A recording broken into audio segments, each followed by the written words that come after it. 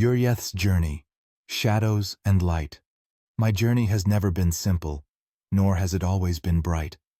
From childhood, I saw shadows that no one else could, shapes that followed me, figures I believed to be jinn. These visions drove me into a relentless search for understanding. I delved deep into knowledge, science, mysticism, philosophy, seeking answers, yet the truth remained elusive. In college, everything changed. By my second year, the boundaries between reality and delusion began to blur. Psychosis struck like a storm, convincing me I was a god. It wasn't arrogance, but the cruel deception of schizophrenia. My first hospitalization shattered me, severing my ties to the social world and those I loved. My friends couldn't understand the world I was fighting, a world invisible to them, but painfully real to me. Living between two realities left me in constant confusion, mentally exhausted by the battle. To me, psychosis was more than an illness. It was like vampirism. It drained my energy but granted me an ability to see beyond the ordinary veil of life. However, this vision came at a cost. The people closest to me bore the brunt of my episodes, their pain a reflection of the chaos within me. Isolation felt like the only solution, as friends and family struggled to understand my torment.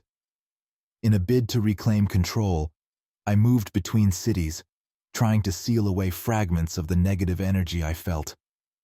In Mohamedia, I spent 3 days trapped in a whirlwind of delusions, attempting to contain what I couldn't fully understand. Thankfully, my family found me, and I returned to Fez. Yet even with their support, the medication meant to stabilize me wasn't without consequence. It left me perpetually exhausted, my mind often in disarray. Art became my sanctuary. I returned to my studies and earned a diploma in graphic design before pursuing a master's degree in digital marketing. Still, the shadows lingered.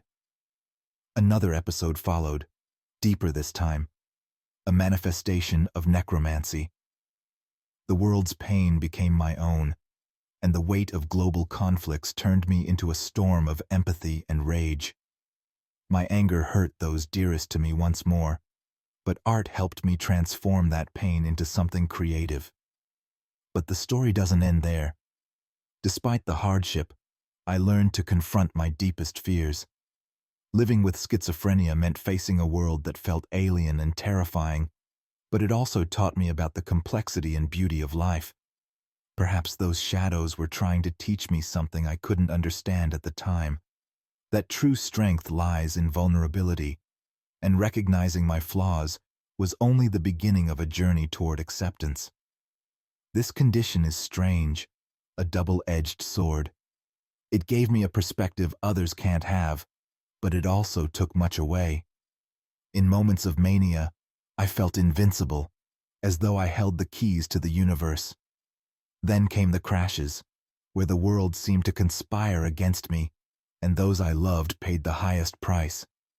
Acceptance became my lifeline, not acceptance of defeat, but of the imperfect nature of life, and that I didn't need to be a superhero to keep going.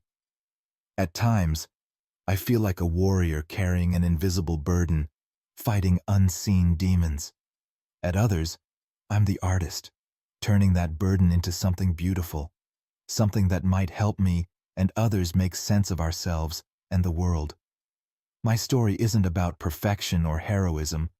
It's about perseverance, about finding balance between light and darkness, about accepting that every human carries both within them.